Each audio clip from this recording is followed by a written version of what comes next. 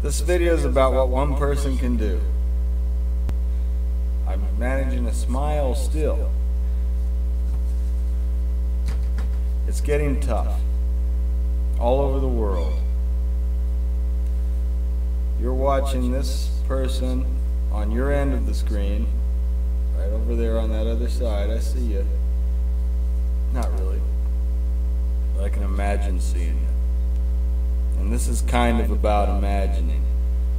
Imagine, for example, that people like this,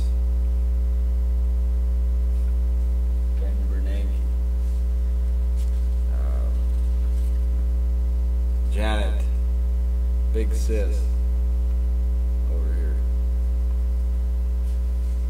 and the dreaded Nancy Pelosi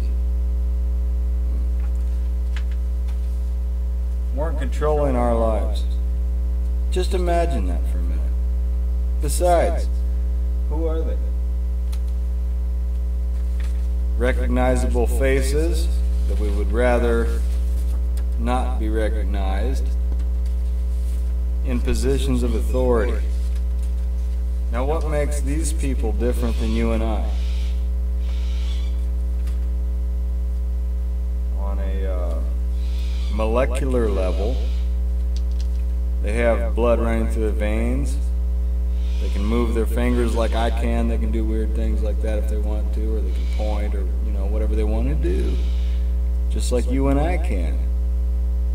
The humans, they breathe, they intake oxygen, they outtake carbon dioxide, however that works. They're just like you and me, except they've got a power that controls us when they're supposed to be representing us. Well, at least Pelosi and Bernanke,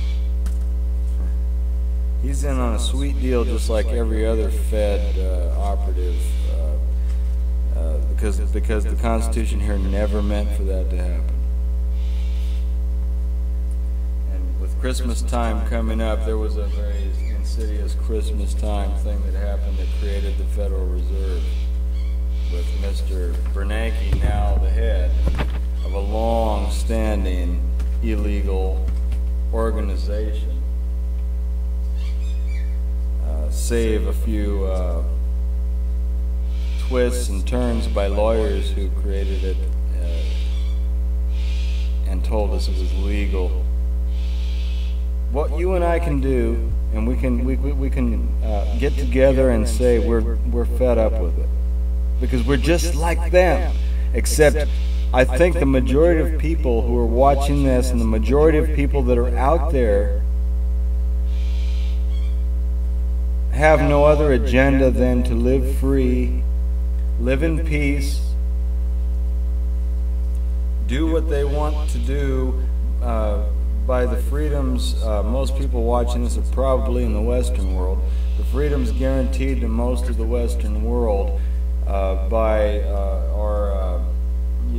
you can go from the Magna Carta all the way down or up, however you want to look at it, to the United States Constitution, and we were guaranteed these rights to live without interference on this grand scale. And now this global warming thing, the taxes, they want to, if you can control carbon, I was watching, that's the next step in the slavery. People think they're free, but you got to get to work. And in the 20th century, and this gentleman from Alaska had written me when I liked some of his videos and what he was doing, and he said in the 20th century, basically gasoline was the big slavery issue. They controlled us through gas and other fossil fuels, and taxed the heck out of us, and took that money and made the big debts that the whole world, the whole Western world has right now, and the world that isn't in the West has been investing in you and I, in our respective countries, and losing their shirts because they believed that we actually had a principle going on. Now, some of us do, and as a matter of fact, most of us have a principle going on. And so, what one man can do, how can one man or one woman change things? You say, well, I feel too small. I don't know how to take our rights back. I know I see things going on that it's not in our constitutions. It's not in the Magna Carta. They're trying to suspend, rights and privileges that we've always relied on through insidious laws that people like you and me with blood, the same blood, well, not the same blood, but it's, physically, they're just, who are these people? They have power over us, and they're just a human being like the rest of us. So, how can we change things? We say, well, I feel helpless. I can't change things. We can. Some people did, and some people paid a price for it. One person changed society. One individual, and that one I just showed paid for it. This person in a very desperate situation in battle, Audie Murphy,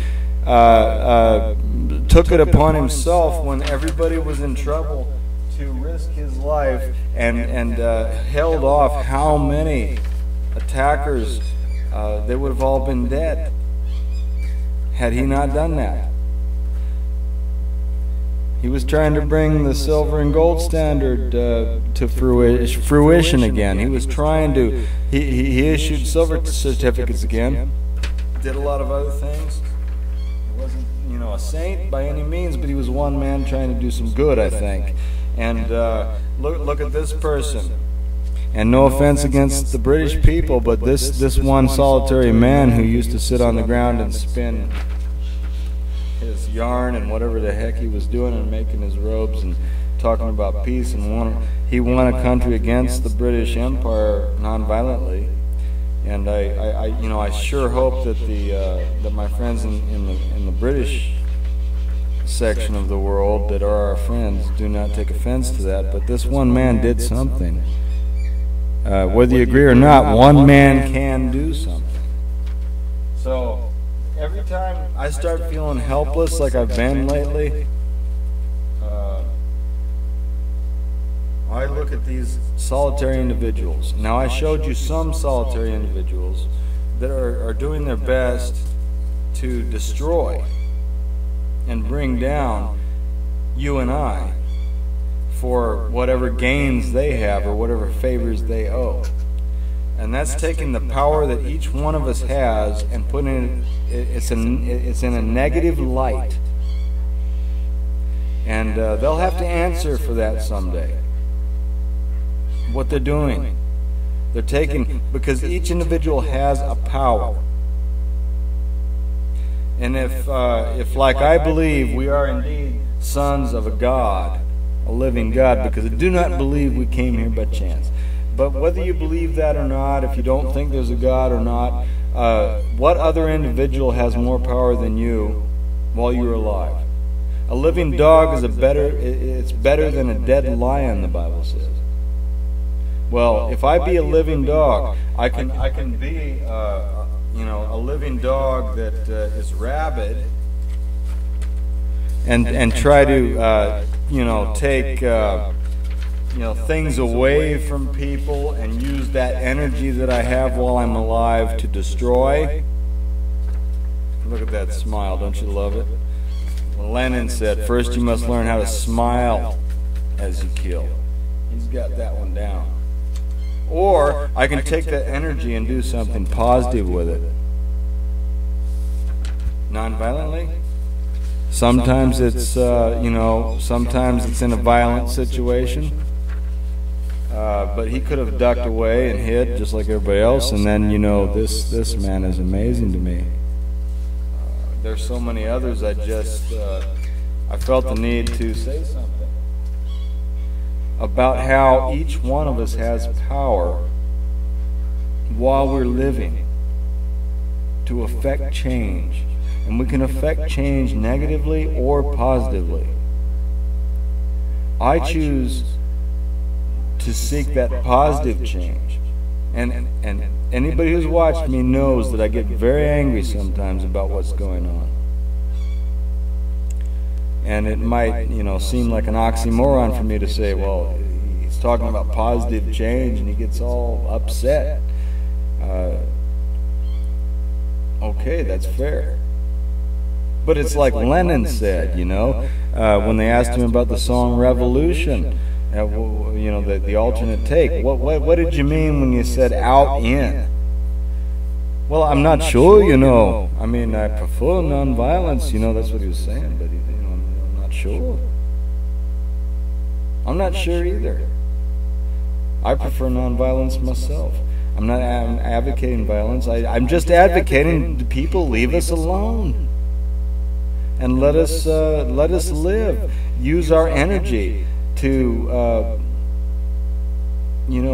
keep these individuals that want to destroy us out of our lives. And sometimes they're in politics and everything, the whole Congress and Parliament or wherever you are trying to do things that you don't like. It's time to stand up and say no.